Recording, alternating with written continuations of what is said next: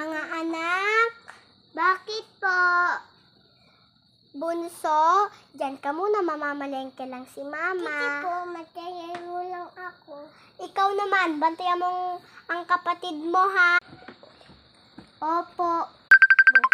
Bye-bye, mami. Ay na, mauna na ako. Ate. Tago-taguan. O sige na nga. Maliwanag ang buwan. Pagkabilang ko, 3 na tago na kayo. Ni ate. Ni ate.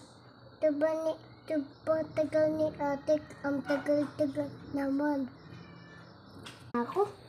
1, 2, 3, 4, 5, 6, 7.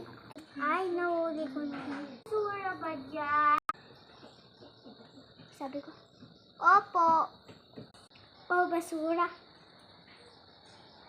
Salamat ha. Ako? Kapatid ko. Ay, alam ko na. Nasa sako yun. Kasi nagtatago-taguan kami. Yun yung natapon ko na basura. Ay, patay ako sa mama. Ate mama.